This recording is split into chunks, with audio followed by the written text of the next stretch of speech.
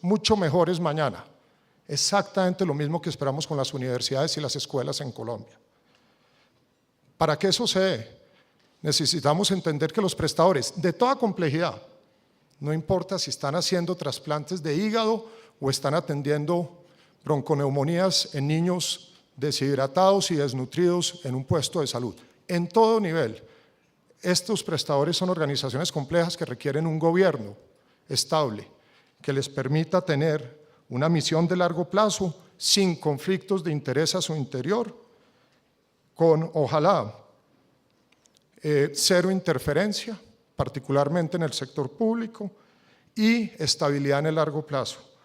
Imagínense nosotros discutiendo acá por gerentes de hospitales de 4 años, cuando cualquier persona que se ha enfrentado, Fernando, como usted, a la complejidad de una institución hospitalaria entiende que cualquier proyecto importante que transforme la cultura de servicio, para no hablar de infraestructura o de tecnología, toma por lo menos esos 4 años o mucho más. Si el foco no estuviera en la oferta, sino en el paciente que servimos, la discusión que estamos dando sobre los gerentes de hospitales sería completamente distinta a la que estamos dando hoy. Pero necesitamos prestadores con un talento humano motivado y bien capacitado, con acceso suficiente a tecnología, y qué bueno ver acá a Héctor Alietz, no solo como la tecnología dura, en la que caen muchos prestadores, sino como el conocimiento aplicado en las condiciones correctas para el paciente correcto, que respete su compromiso con gastos fijos y con gastos variables, y que el sistema le respete la cobertura de esos gastos fijos y variables. La discusión de la cartera en Colombia es impresionante de cara al futuro de un país con instituciones hospitalarias como las que estoy imaginando. Hospitales que ojalá tengan a todo nivel, estoy hablando de un puesto de salud, la capacidad de hacer inversión recurrente en su mejor futuro, y que puedan tener incentivos y reconocimientos a la calidad y, de nuevo, una aspiración de servicio de largo plazo, que sueñen en ese puesto de salud, en ese hospital de primer nivel, en esa gran clínica de alta complejidad, todo el mundo sueñe con dar un mejor servicio a su población. ¿Quién sueña? La gente. Y paso rápidamente al tema de talento humano. Tenemos que dignificar el valor del conocimiento y el valor del servicio en todos los profesionales de la salud. No son enemigos de mejor salud, no son el problema de mejor salud en Colombia. Tienen que ser parte de la construcción de mejor salud mañana en este país. Hay que valorarlos, médicos generales, médicos familiares. Manuel, no tenemos los GPs, pero a los especialistas hay que valorarlos. Es un lujo y es una oportunidad para un país como el nuestro tener buenos especialistas y subespecialistas, pero también tenemos que valorar a las auxiliares de enfermería y a los técnicos, a los microbiólogos y a las nutricionistas. Tenemos que rescatar el valor de nuestro talento humano para que sean ellos precisamente los que puedan generar ese tipo de prestación. No podemos caer en el simplismo, y de nuevo creo que es un falso dilema, de si necesitamos médicos generales o familiares o especialistas o subespecialistas. Los necesitamos a todos, los necesitamos en el lugar correcto, en el momento correcto, haciendo lo correcto. Esto no es entre lo primario y la alta complejidad, esto es de cara al paciente y lo que necesita el paciente, y también a la aspiración de país, en que podamos de alguna manera, de nuevo, dar servicios dignos y que generen mayor bienestar. Tercer tema, la calidad. La calidad tiene que ser foco de todos. En la mesa deberían centrarse quienes están administrando recursos, quienes aseguran, quienes definen política pública, quienes prestan, en función de cómo mejorar la calidad. ¿De qué nos sirve un sector educativo si vamos para atrás en el conocimiento, en las pruebas saber? ¿De qué nos sirve un sector salud si gastamos menos o ahorramos más, o unos rentan más y otros menos, y hay menor expectativa de calidad con el servicio, y hay menores desenlaces clínicos para la sociedad? Entonces yo sí creo que ese tema de la calidad tiene que ser el propósito, y es un propósito de largo plazo, no se puede lograr por decreto desafortunadamente, tiene que ser una construcción, digámoslo, coherente y consistente en muchas dimensiones, pero sí se puede. Y en este tema de la calidad, los prestadores tienen que avanzar en el tema de la información al público. porque la calidad no se logra, y no se logra la seguridad en cualquier nivel de complejidad, si es de espaldas al paciente y a la familia. El paciente y la familia en un centro de salud o en un hospital universitario de alta complejidad tiene que estar capacitado para, en corresponsabilidad, ser parte de esa atención oportuna, segura y de calidad. Y lo decía Manuel, hay que integrar a ese paciente y a esa familia. Tenemos el sistema de acreditación en salud que ha dirigido el ICONTEC, veo acá a Carlos Edgar Rodríguez, que es un gran desarrollo sobre el que se puede seguir construyendo mucho y que es un gran ejemplo mundial.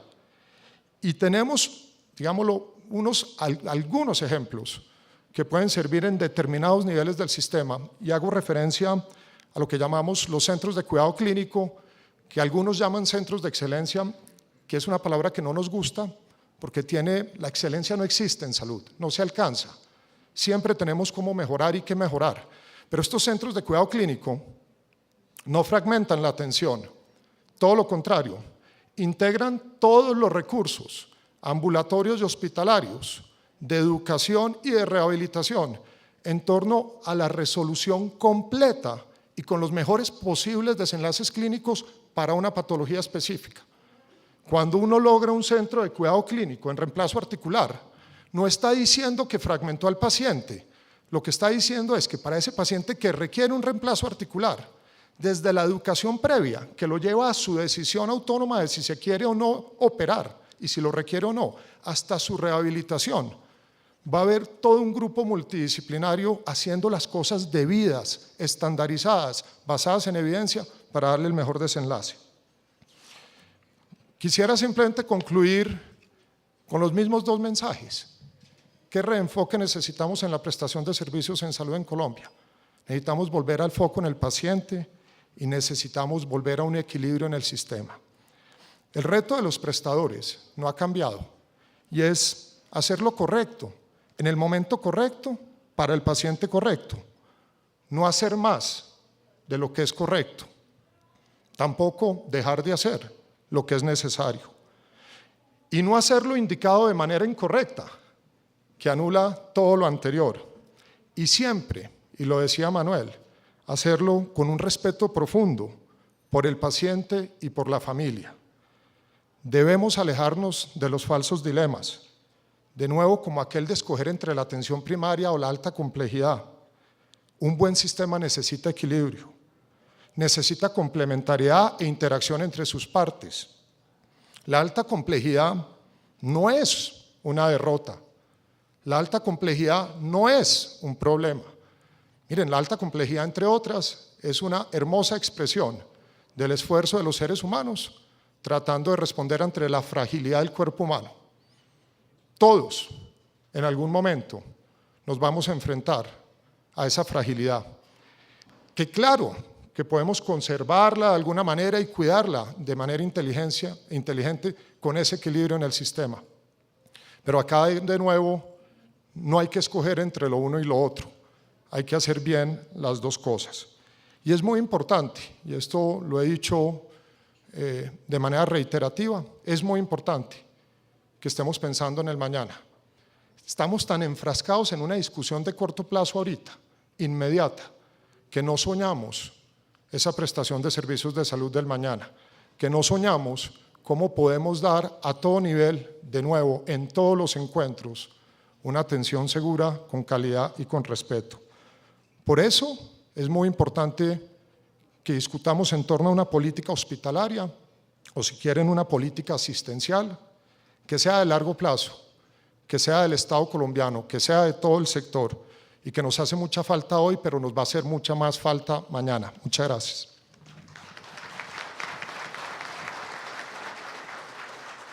Gracias, muchas gracias, doctor Juan Pablo. A continuación, el señor viceministro va a tener la oportunidad de responder a algunos de estos planteamientos y de estas reflexiones que han hecho nuestros tres panelistas, ya desde la perspectiva amplia del Viceministerio de Salud. Adelante, señor viceministro. Un anuncio, por favor, para todo el auditorio, los que estén interesados en enviar preguntas. Los asistentes están recogiendo todas las preguntas y las van haciendo llegar para que las incluyamos en la discusión de cierre. Adelante. Bueno, muy buenas tardes. Yo quisiera comenzar con un planteamiento un poquito de dónde estamos y cuáles son los principales problemas que tenemos en el modelo de prestación, o por lo menos cómo los vemos desde el Ministerio de Salud. Primero un poquito de cifras. Primero un planteamiento frente a lo que no tenemos. Realmente en Colombia es una lástima, verdaderamente es una lástima que después de 20 años no podamos tener en el sistema de salud información consolidada, comparable y trazable de información sobre IPS privadas. Realmente es tremendamente triste que no tengamos esa disposición. Entonces, tenemos básicamente la información de IPS públicas y lo que nos muestra, como muestra esta gráfica, es si uno compara simplemente 8 años, entre el año 2002 y 2010, el tremendo crecimiento que hemos tenido en el país en la demanda de servicios de salud, particularmente lo que tiene que ver con consulta electiva, urgencias y cirugías. Con una reducción pues de esperar de acuerdo con los patrones demográficos en lo que son partos, pero con crecimientos muy importantes que yo no sé cómo saber interpretar, de pronto valdría la pena interpretar frente a un crecimiento no tan grande, Juan Pablo, en los egresos. Yo creo que habría que mirar si es que estamos generando mucha más actividad con una menor cantidad de egresos, pero pues hay un dato que es relevante, por lo menos en hospitales públicos. En cuanto uno lo mira en términos de producción en las IPS públicas, por lo menos ve uno este crecimiento tan tremendamente grande, 54% en crecimiento, y estoy casi seguro, me atrevería a apostar, que en las IPS privadas el crecimiento es todavía aún mayor. Y el número de actividades que tenemos a lo largo del tiempo se nos han venido creciendo. La tendencia de crecimiento tanto en consultas selectivas como urgentes lo ilustra de manera preponderante, pero que obviamente hay que tener en cuenta que lo urgente es más que todo en hospitales de segundo y tercer nivel. En esta no se alcanza a ver, obviamente, como por esos números tan pequeños, pero me parece muy importante ilustrarla. Y dice básicamente el número, un caso nomás frente a parto normal espontáneo, las diferencias que tenemos entre el sector público y el sector privado. En el nivel nacional en Colombia, la relación entre parto normal espontáneo, atendido en medicina general y por médico especialista en entidades de naturaleza pública, es prácticamente de 1 a 4, es decir, 4 partos son atendidos por personal de medicina general y un parto por personal de medicina especializada. Mientras tanto, en el sector privado la relación es prácticamente de 1 a 1. Y esto se relaciona básicamente en a nivel de los diferentes departamentos. Pero hay estadísticas que además nos parecen uno le debe parecer a todos un poco preocupante. Razón de partos remitidos por cada parto atendido. Para ilustrarle esta cifra, de cada 100 partos atendidos en el año 2007, se remitían 48, es decir, 2007 es hace 6 años. En el 2012, de cada 100 partos atendidos, se remiten 88, de la primer nivel al segundo nivel. A mí esta estadística me parece tremendamente preocupante, pero tremendamente preocupante que en solo 6 años hayamos estado cambiando nuestra resolutividad del sistema de una manera tan avanzada, tan severa, y cuando uno mira el porcentaje ocupacional, el porcentaje ocupacional del primer nivel no supera el 40%, mientras que los demás niveles superan el 78%. Por otro lado, y respondiendo un poco a la primera pregunta que hacía Ramón Abel, en términos de consulta médica preventiva, si uno mira los años 2003, 2008 y 2010, realmente no hemos avanzado prácticamente nada. Esta es la estadística, la gráfica que muestra por diferentes quintiles de ingreso. Se ha mejorado algo en el primer quintil, que es la gráfica superior al lado izquierdo, pero en los demás quintiles el aumento relativamente, especialmente entre 2008 y 2010, es muy pequeño, pero y además hay una diferenciación que muestra una inequidad bastante marcada entre los quintiles, el quintil más pobre y el quintil más rico, lo cual es verdaderamente significativo. Cuando uno ve en la gráfica de abajo, que es la consulta odontológica, las diferencias entre quintiles son absolutamente grandes. En el primer quintil, 15% aproximadamente de la población asistió a una consulta odontológica anual, mientras que en el quintil más pobre, el quintil 1, mientras en el quintil más rico el 54%, o sea, prácticamente más de 3 veces la posibilidad de ir a consulta odontológica y de naturaleza preventiva. Ese resultado es muy relevante y se relaciona con otro resultado que uno ve cuando hace análisis de equidad, y donde encuentra que en los servicios hospitalarios, los servicios de consulta especializada, en general Colombia ha alcanzado unos niveles de equidad bastante grandes. Por decir algo, en el nivel hospitalario, nosotros tenemos una tasa de hospitalización, según la encuesta nacional de calidad de vida, tenemos una tasa de hospitalización de casi el 8%, que es un indicador muy similar al de la encuesta nacional de salud, que probablemente es una de las más altas de Latinoamérica. Por dar un ejemplo, un estudio comparativo que hicimos con México, la tasa de hospitalización en México está en el 4.9%, casi en el 5%, tenemos una tasa de hospitalización tremendamente alta, y básicamente no hay diferencias cuando uno aplica el índice de concentración, que es como una especie de índice de Gini o el índice de inequidad horizontal. Prácticamente la inequidad es cero en consulta hospitalaria. En acceso a consulta especializada también hay una relevante, no hay relevantes diferencias entre las poblaciones más pobres y las poblaciones más ricas, pero en la consulta y en los servicios de naturaleza preventiva sí tenemos unas diferencias muy grandes y muy preocupantes. Si a esto le sumamos la tan alta tasa de remisión a la alta complejidad, nosotros tenemos un panorama que es hondamente preocupante en el primer nivel de atención. Nosotros tenemos un problema realmente muy relevante en el primer nivel de atención. Tenía aquí la tasa de hospitalización, la tasa de ocupación en el primer nivel de atención llega apenas al 40%, mientras tanto la tasa de ocupación en el tercer nivel está en el 95% de los hospitales públicos que estudiamos. Es un primer nivel muy poco utilizado, con una muy poco utilizada la oferta y con muy baja capacidad resolutiva. Nosotros creemos que esto tenemos la necesidad realmente de hacer un cambio relevante en lo que implica el primer nivel de atención, y me atrevería a decir, doctor Ramón Abel y doctor Juan Pablo, y doctora Heidi y doctor, que el reto de los servicios en Colombia en este momento está en esa baja complejidad, en los servicios primarios. ¿Cómo abordar los servicios primarios de atención?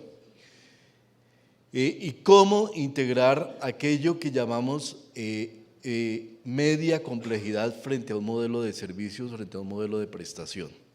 Con base en esos resultados, nosotros planteamos en la reforma de salud un planteamiento que busca de alguna manera recuperar esto, pero que creemos que hay que necesariamente construir y reconstruir de alguna manera.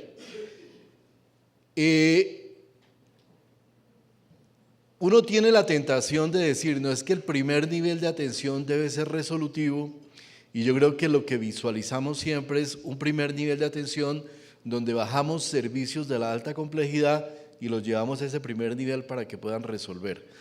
Yo creo que eso hay que pensarlo de otra manera. Nosotros tenemos que pensar el primer nivel de atención no bajo una visión estrictamente de servicios, sino para una visión absolutamente estratégica, y yo creo que ahí coincido absolutamente con el primer planteamiento de Juan Pablo. Llevamos en Colombia muchos años en el desarrollo de la Ley 100, dimensionando la oferta desde la propia oferta de servicios, visualizando qué es lo que debe tener la oferta. Y en este momento uno de los grandes temas de discusión que tenemos al interior del Ministerio de Salud, en el tiempo que nos deja la reforma de salud, es precisamente ese, es cómo lograr dejar de visualizar la oferta desde la propia oferta, porque ahí estamos haciendo un ejercicio que es absolutamente perverso. Positivo en muchos sentidos. Yo creo que el sistema, por ejemplo, el sistema de gestión de calidad de Colombia, que es ejemplo a nivel latinoamericano y que es una frontera absolutamente importante, se construyó con base mucho en esa visión y también en la visión de la demanda, pero digamos bajo esa visión de tener un modelo incluso de habilitación donde se garantizara desde la infraestructura y desde la tecnología el servicio de salud. Pero de alguna manera, en algún momento de esta visión, de ese trasegar hacia la generación de servicios y el crecimiento y la oferta de servicios de salud, dejamos de pensar la oferta desde la propia demanda. Y la demanda de servicios de salud en Colombia nos dice que nosotros tenemos problemas muy severos que deberíamos abordar desde un primer nivel con una capacidad resolutiva bastante amplia. Un poco el planteamiento que está en la reforma de salud es ese que planteamos allí a nivel de este gráfico, en términos de estructura. Y la duda subsiste principalmente en lo que llamamos los servicios primarios. ¿Qué debemos llamar servicio primario de atención y cómo debemos enfocar dichos servicios? En primer lugar, creo que la Ley 1438 hizo un avance bastante importante al invitarnos a ver hacia afuera de la propia infraestructura de servicios. Y creo que ese es un movimiento que está dándose por toda Latinoamérica en general, donde Brasil, otros países están abordando cómo llegar a la comunidad para hacer mayor inducción de demanda. Una duda grande ahí es cómo debe interactuar ese modelo de búsqueda activa de pacientes y de búsqueda de riesgos, de minimización de riesgo, con las acciones de naturaleza colectiva que están a cargo de los municipios del país. Pero digamos que ha habido un avance y ese modelo debe funcionar y debe avanzar en Colombia de una manera relevante, sobre todo para las poblaciones de probablemente estratos 1, 2 y 3, donde el modelo comunitario es un modelo funcional que nos puede ayudar a inducir demanda y nos puede ayudar a identificar los problemas más severos de morbilidad en la población y actuar sobre ellos. La duda ahí que tenemos es cómo asegurar, y el otro día lo hablaba con alguna gente del Ministerio de Salud de Brasil, cómo asegurar que ese tamizaje, esa búsqueda de los problemas, esa búsqueda de las necesidades tenga una adecuada capacidad de respuesta a nivel de la infraestructura de servicios primarios. Y ahí digamos que está una gran duda. Segunda duda, ¿cómo lograr llegar a las poblaciones de estratos de mayores ingresos, donde probablemente ese abordaje comunitario no necesariamente funciona y donde hay que tener seguramente otras estrategias ligadas a esa cobertura de la población? La segunda duda, una vez resuelto el tema comunitario o planteado el tema comunitario, es qué debemos llamar servicios primarios. Y yo tengo que confesar que ahí hemos avanzado en diferentes sentidos. La primera visión que tuvimos fue en enero, febrero de este año y que estuvo un poco contenida en la formulación inicial del proyecto de reforma es no, resolvamos lo de mayor resolutividad trayendo algunos servicios de alta complejidad hacia el primer nivel de atención.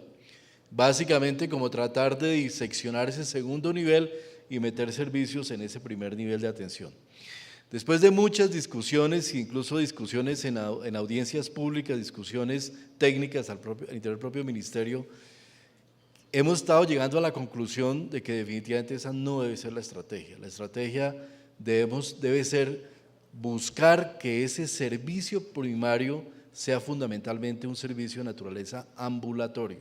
Es decir, que la capacidad de respuesta de ese servicio se dé fundamentalmente desde lo ambulatorio y que aquello que llamamos complementario sea esencialmente los servicios de naturaleza hospitalaria, cualquiera que sea los niveles de complejidad que hoy le tenemos. Entonces, ahí hay digamos que ha habido una evolución en esa visión. Y este cuadro también resume una visión un poquito previa de cómo debería ser el servicio primario. Ustedes ven esa línea de separación que tenemos allí entre el servicio básico y especialidades básicas. Se trataba un poco de esa agrupación que tenemos de bajar de alguna manera los servicios de especialidades básicas. Hoy en día, después de básicamente 6 meses de discusión, creemos que en la interfaz entre eso que llamamos servicios básicos y especialidades debemos tener una aproximación estratégica y no solamente de segmentación de servicios. Es decir, la visión no debe ser en los niveles primarios segmentar aún más el servicio, sino generar la posibilidad de una aproximación donde la gestión de riesgo sea lo central en el servicio básico. Y para ello, para nosotros, en este momento el planteamiento central de eso se llama un modelo de medicina familiar. ¿Cómo lograr? ¿Por qué medicina familiar? Porque la medicina familiar integra tanto los aspectos asistenciales como los aspectos de naturaleza comunitaria, familiar y de gestión de riesgo. Nosotros necesitamos consolidar en los niveles primarios de atención la posibilidad de trascender la pura atención individual y llegar a un nivel de atención, a una atención que sea centrada no solo en la unidad de análisis, unidad de observación individuo, sino unidad de observación familia, persona, comunidad, con una verdadera capacidad de interactuar y de relacionarnos con las acciones intersectoriales que desde la salud pública se están haciendo sobre los determinantes sociales. Entonces, esa es como la visión de lo que deberíamos tener y lo que estamos planteando como nivel primario. En los niveles complementarios, en los niveles hospitalarios de mediana a alta complejidad, creo Colombia ha avanzado muchísimo. Colombia realmente, hoy podemos decir que tenemos un desarrollo muy estructurado en los servicios hospitalarios de alta y mediana y alta complejidad. Y creo que hay instituciones que realmente son orgullo del país. Sin embargo, ahí un poco el problema no reside tanto en la definición de qué hacer y qué debe hacer ese nivel hospitalario, sino en el cómo lo debemos hacer. Cómo debemos abordar, cuál es la institucional, cuál es la tipo de infraestructura de servicios que debe haber en ese nivel complementario para garantizar una atención integral en la mediana y alta complejidad. Yo creo que ahí está en este momento el dilema que existe y esa es una situación que viene de bastante atrás.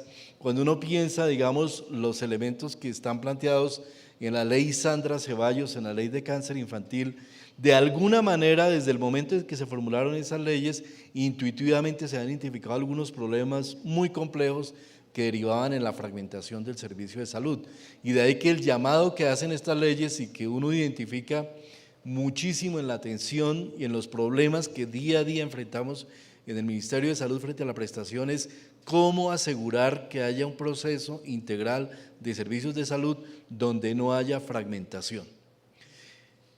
¿Cuál debe ser el modelo institucional en esa alta complejidad? Yo creo que este es un tema que todavía tenemos por resolver, pero que hay unos elementos que valdría la pena tener en cuenta.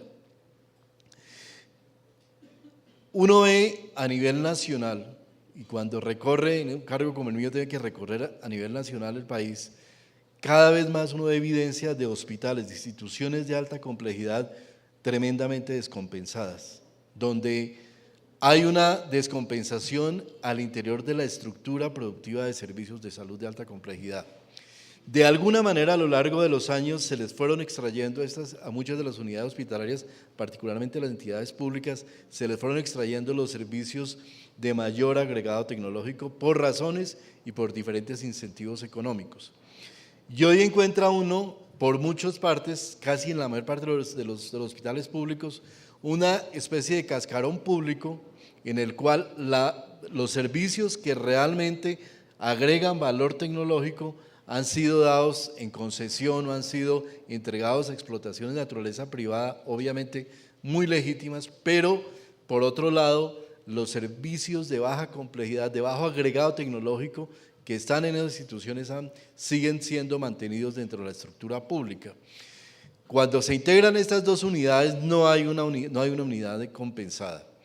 Y por otro lado se ha venido generando un incentivo para generar unidades de producción de servicios externas a la infraestructura de servicio hospitalaria que se dieron desafortunadamente, y no es que en ninguna manera estemos en desacuerdo con eso, sino que se dieron de una manera no planeada y no regulada, se fueron dados espontáneamente por incentivos de mercado y digámoslo con toda tranquilidad, con incentivos de lucro claros, entendiendo que el lucro no es de ninguna manera negativo, sino incentivos de naturaleza económica, llamémoslo así. Y esta desagregación, esa desarticulación económica y operativa, funcional, clínica y médica de los servicios de salud nos está resultando una tremenda fragmentación de los servicios de salud, además de la inviabilidad en muchas oportunidades de algunas de las instituciones hospitalarias. Este problema en la alta complejidad hay que buscarle una respuesta que a mi entender no es una respuesta de naturaleza económica, sino tiene que ser una respuesta de naturaleza científico-técnica. Es decir, a este planteamiento de tantos años de desarticulación de la infraestructura de alta complejidad hay que darle una respuesta técnico-científica y no una respuesta económica. No es la racionalidad… me permito hacer una moción de orden porque su tiempo se le agotó. Si quiere, por favor, un minuto. Un minuto y cierro. Sí, a esta racionalidad, a este tema, a esta racionalidad hay que agregarle una estructura técnico-científica en el sentido de Colombia tiene que decidir cómo vamos a superar ese tipo de problemas. No es justo que no tiene sentido desde el punto de vista técnico que nosotros tengamos en Colombia en ese momento 34.000 pacientes en tratamiento de VIH-Sida al año que reciben tratamiento y tengamos 611 unidades prestadoras de servicios de tratamiento de VIH-Sida en el país. Eso no tiene una racionalidad. No tiene sentido que tengamos 2.200 unidades de cáncer en el país mientras tenemos 77.000 pacientes de cáncer.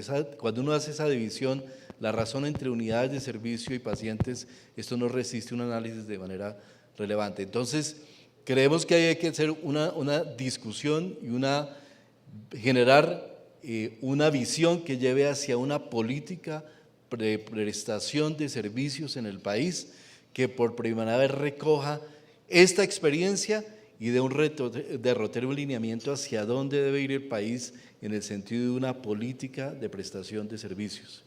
Esto se dejó en algún momento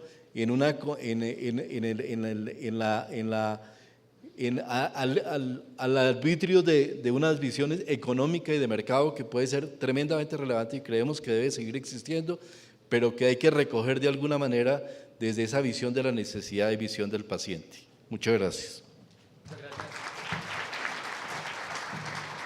Muchas gracias, viceministro.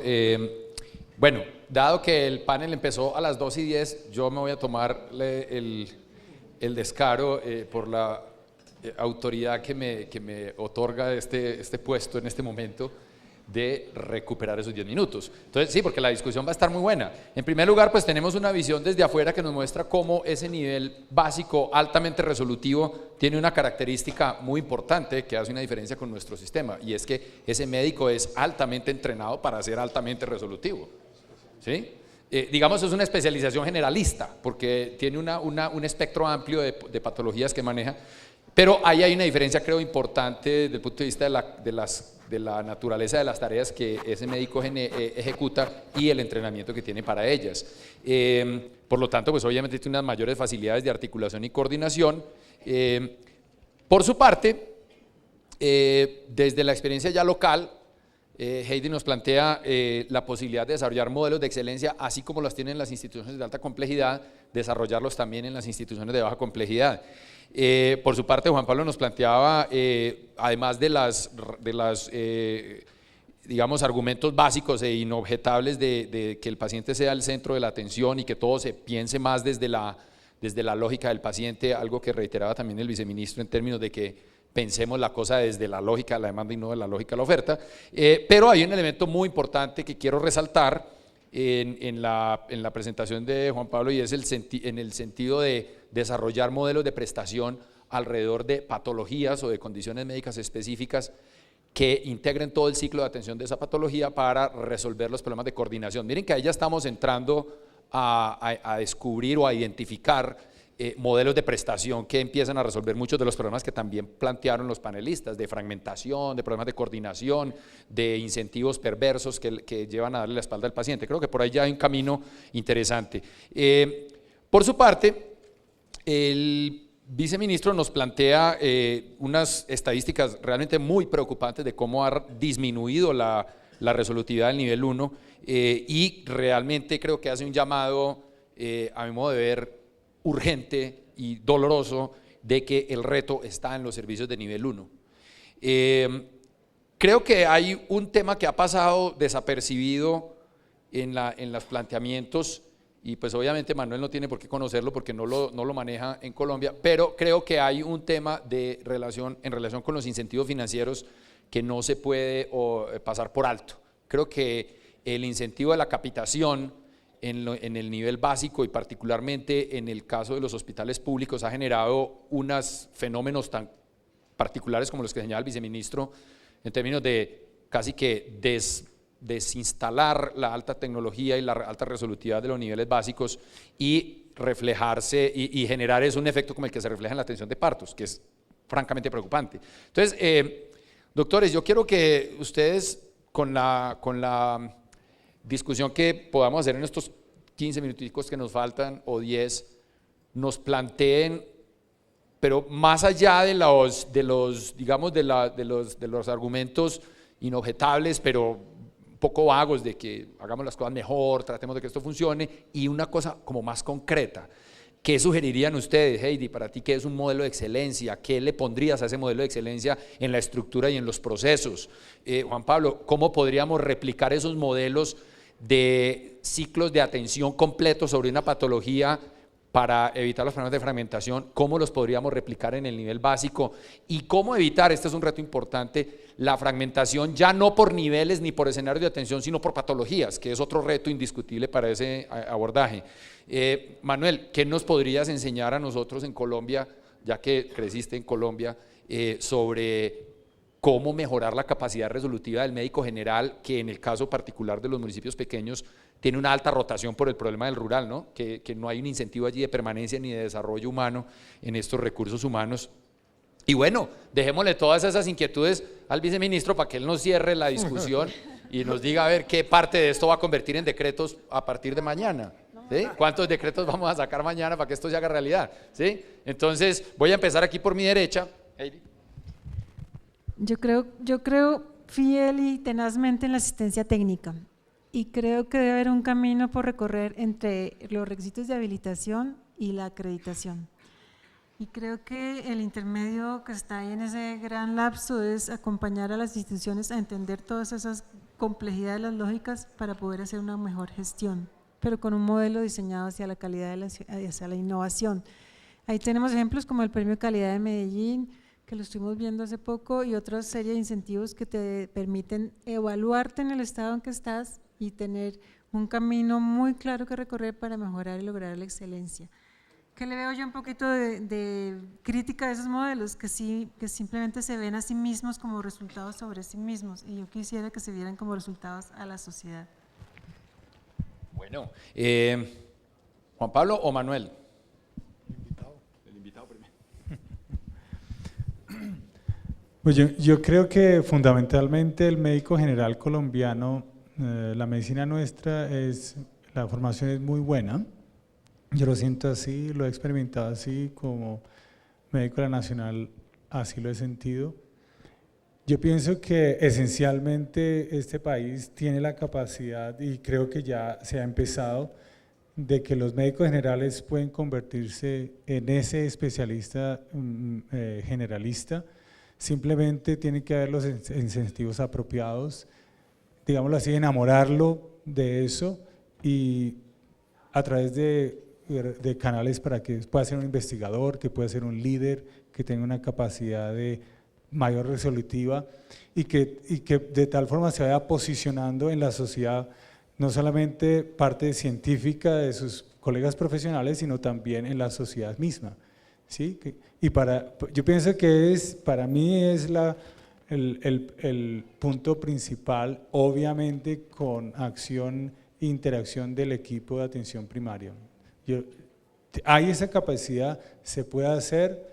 De hecho, un capítulo un poco diferente, pero digamos, de acuerdo al NICE, por ejemplo, yo le decía, si Michael Rollins de NICE hace como 5 años, yo le decía, Colombia lo puede hacer y lo puede hacer mejor, ahí está el IES, ¿no?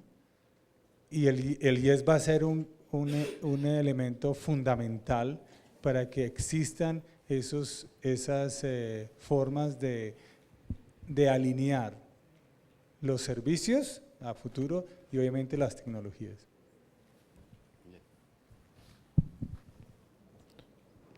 Digámoslo, dos comentarios, tal vez no más, Ramón Abel. El primero es, necesitamos que la calidad en la prestación de los servicios sea reconocida por el sistema. O sea, yo creo que no vamos a avanzar hacia ningún lado si damos discursos retóricos en un sentido y en el día a día da exactamente lo mismo hacer las cosas mejor, bien, regular o mal. Yo creo que hay una profunda disociación en eso. Yo creo profundamente en el sistema de acreditación en salud. Creo que ahí hay una herramienta que muchos países han usado a nivel mundial para reconocer, no tiene que ser económicamente, muchos trabajamos a veces por orgullo, por pasión, porque nos gusta, para reconocer a quien hace las cosas mejor, pero no vamos a mejorar la prestación de servicios si de nuevo la calidad no importa. Y no puede ser, digámoslo, viceministro, que da lo mismo hacer un instituto de oncología con todas las de la ley, a armar, digámoslo, una dispensación de medicamentos oncológicos en un garaje y la lógica de la rentabilidad económica de un determinado agente sea la que prime sobre el resultado clínico, sobre la seguridad y la calidad, para poner un solo ejemplo. Entonces, yo creo que hay muchas cosas que se pueden hacer, pero sí quiero ser enfático entre la discusión teórica aquí y el día a día que uno ve allá afuera, hay toda una diferencia en el tema de reconocimiento de la calidad. Es más, para muchos agentes que tienen inmenso poder en el sector, no para todos, pero para muchos de ellos, la calidad es una amenaza de mayor inversión y mayor valor, y se mueven ajenos a ella porque atentan contra su lógica económica en ese mercado de la salud del cual se ha hablado acá. Entonces, ese es un primer punto. El segundo es que yo me acuerdo cuando era más joven, digámoslo, que acá había un sistema de referencia y contrarreferencia entre lo público y lo privado, y los distintos niveles, y las regiones más apartadas, y las ciudades intermedias y las grandes, que bien o mal funcionaba. Había un problema financiero que la ley afortunadamente resolvió, había un problema de equidad en el acceso en el que hemos avanzado mucho y no debemos devolvernos en ninguna de esas dos. Pero yo veo una tierra de nadie, pensando en cómo conocí el sector salud colombiano. Esa tierra de nadie para mí es esa institución, no de atención primaria ni de alta complejidad, sino la intermedia, Fernando. Yo creo que el hospital regional, que casi siempre es público, entre otras, está muy abandonado a su suerte. Y me acuerdo mucho de cuando fui a trabajar a Vietnam, al otro lado, que mucha gente dice que es muy parecido a Colombia, en todo, en geografía, en la gente querida, hablan distinto, se parecen distinto, pero muy parecidos a Colombia, dicen muchos. Y en Vietnam la gente va a la atención primaria, tiene identificación comunitaria y luego se brinca al hospital de alta complejidad en la gran ciudad porque tiene una profunda desconfianza de ese nivel intermedio. A mí no me gusta la clasificación, digámoslo, de lo básico y lo complementario planteada, entre otras porque parece que lo complementario como que llega de sobra, y yo creo que una unidad de cuidado intensivo neonatal es esencial, es básica para ese niño de 800 gramos, y creo que en la mitad de esos cuadros del viceministro hay de nuevo una tierra de nadie que es la que más está golpeando a los colombianos, no en las grandes ciudades, sino en las ciudades intermedias y en los pueblos grandes, donde de nuevo tenemos que mejorar la resolutividad del sistema. De pronto por ahí hay algo para hacer. Bueno, muy bien. Aquí ya recibimos perdón. Lo que pasa es que estaba clasificando aquí un poco de preguntas, viceministro, que muchas van para usted, entonces quería aprovechar de una vez para irselas pasando, pero entonces déjeme, yo acabo de clasificar aquí. Ok, yo acabo de clasificar aquí todas las solicitudes del público, parece que había una reacción muy buena a su presentación. Mientras tanto, vamos… Mientras tanto, dos planteamientos también, mis dos planteamientos que creo que los querría dejar aquí en el auditorio. Primero, Creo que llevamos 20 años construyendo el sistema de arriba para abajo. Y de arriba para abajo quiero decir desde el financiamiento hacia abajo. Y esa lógica tenemos que cambiarla. Si no somos capaces de cambiar esa lógica y empezar a construir también de abajo hacia arriba, es decir, desde el servicio, desde la demanda hacia arriba, desde la población y sus necesidades hacia arriba, realmente no vamos a poder avanzar realmente a futuro. Y eso implica un cambio muy importante, sobre todo a nivel del Estado, pero también a nivel de la comunidad. Y cómo pasar de un sistema fundamentalmente prestacional y de un seguro de indemnización, sé que me van a matar acá, pero para mí los dos fallas grandes de este sistema al final las puedo resumir en esas dos visiones.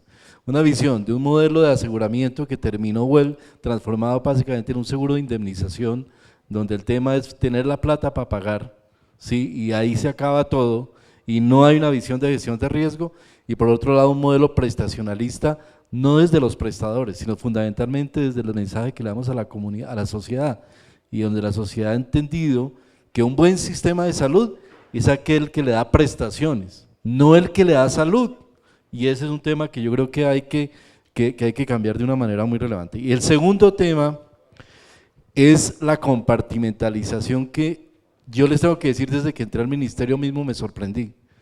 Aquí nosotros compartimentalizamos por un lado salud pública, por otro lado modelo de aseguramiento, por otro lado modelo de prestación y por otro lado modelo de recursos humanos. Cada uno tiene una dinámica diferente y ustedes vieron la dificultad que hay para que esas dinámicas se conversen unas con otras y para generar alguna forma de transversalidad. Y los problemas del sistema de salud están en la no poder construir esa transversalidad. Entonces, un sistema de aseguramiento que se autorreferencia o un sistema de formación de recursos humanos que vive autorreferenciándose, donde las lógicas del aseguramiento son solamente el tema UPC, el POS, de pronto agregamos la evaluación tecnológica, pero donde no hay un vaso comunicante con qué es lo que está pasando en la prestación, realmente no tiene sentido.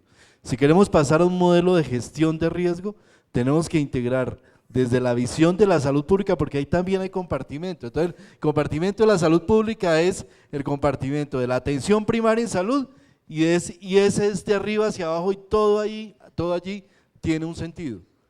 No, hay que integrar la visión de atención primaria con la del aseguramiento, la prestación y los recursos humanos que necesitamos.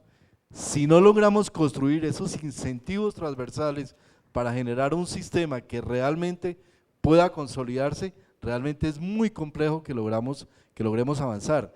Cada uno de esos compartimentos tiene sus dolientes y cada uno de esos compartimentos tiene sus propios intereses. Y la institucionalidad rectora del propio Ministerio de Salud ha tenido una fragilidad tremenda y la misma institucionalidad del Estado para superar esa compartimentalización.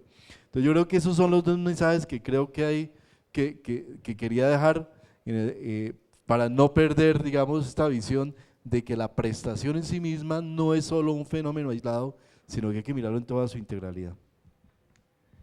Muchas gracias, viceministro. Dentro de todas las preguntas que hay para usted, hay muchas muy interesantes, pero yo me voy a enfocar en las que tienen que ver específicamente con el tema de este panel, porque hay preguntas sobre el NOPOS, hay preguntas sobre salud mía, bueno, que sin duda son importantes, pero repito, por razones de tiempo voy a concentrarme en las que tienen que ver con el panel, que es cómo fortalecer la resolutividad de los servicios de salud y cómo darle más salud a la gente con los servicios actuales, o más servicios de salud, perdón, para acoger su punto. Aquí hay un tema recurrente en las preguntas y tiene que ver con la capitación de los hospitales públicos.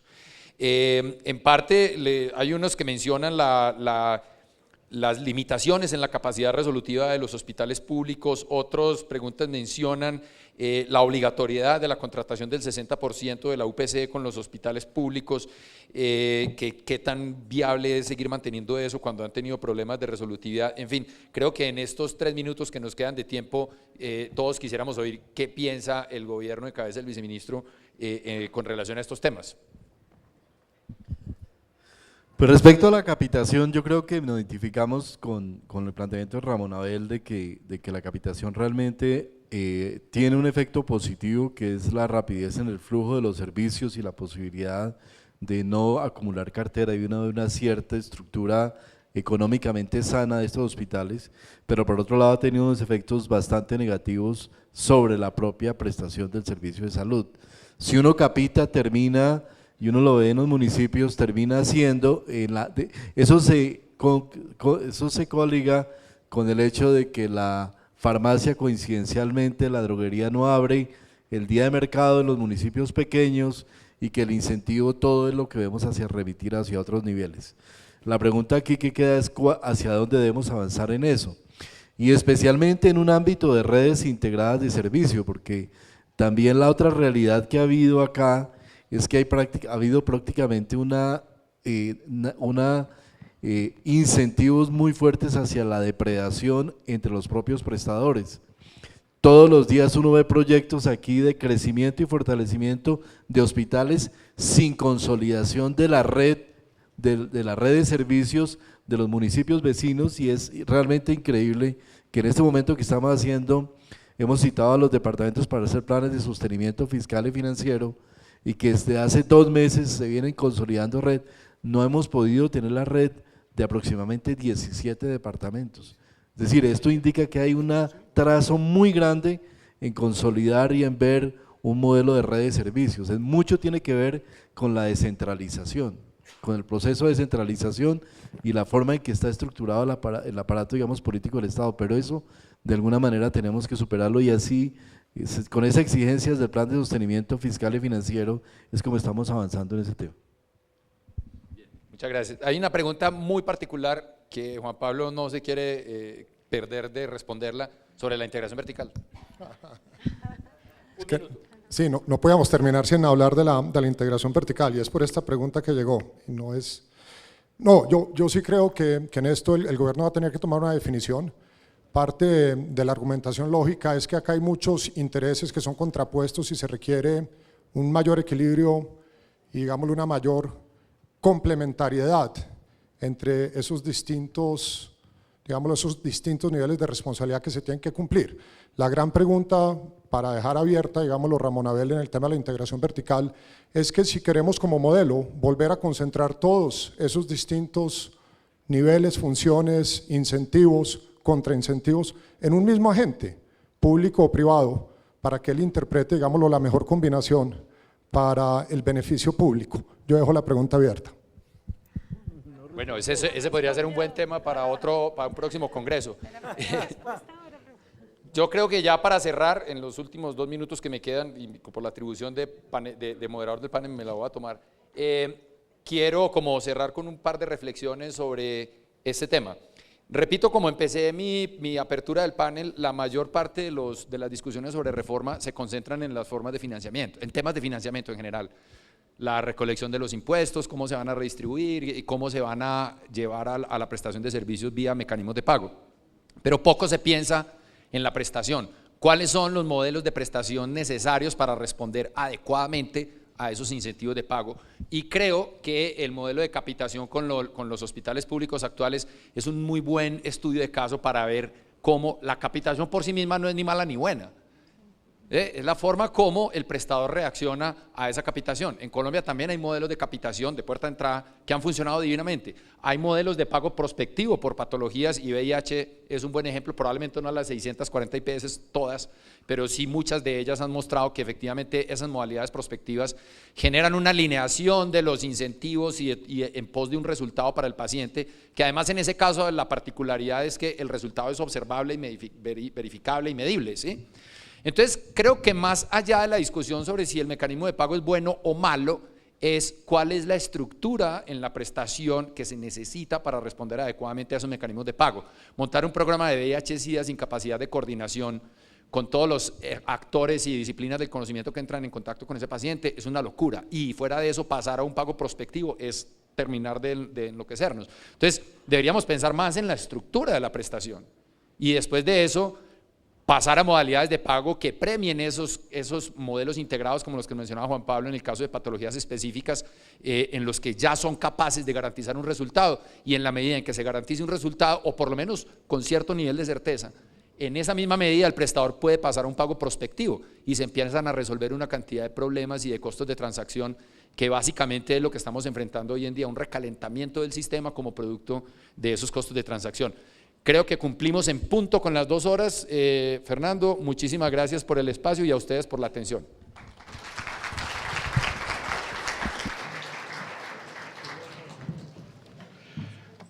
Muchas gracias, doctor Ramón Abel, a los señores panelistas. Yo creo que este tema apenas comienza. Antes del tercer panel vamos a hacer un pequeño break. Las personas de la logística me han pedido el favor de expresarles pues que afuera hay un refrigerio que ya está servido. Ah, sí, perfecto. Y después tendremos el panel de los señores exministros de Salud, 5 en total, con el ministro Gaviria. Queremos agradecerle a Dialicer que ha ofrecido el refrigerio que viene ahora y queremos mencionar algunas empresas: Conexia, Coasfarma, Laboratorios Novartis, Biotoscana, Dialicer, Viajes.com y la Universidad Corpas, que muy gentilmente han apoyado a Gestar Salud en este evento. Entonces, si están de acuerdo, pueden tomar el refrigerio afuera y en 15 minutos podríamos vernos nuevamente aquí adentro. Gracias. Bien, bien, ¿tú qué tal? Qué rico verlo por acá. Gracias. Qué bueno que pudo venir. Sí, afortunadamente alcancé. Muchas gracias. No, ustedes sabemos. Recorre. Siga, doctor, aquí al lado del profesor con sus. Doctor Carrasquilla, queremos invitar a los señores panelistas.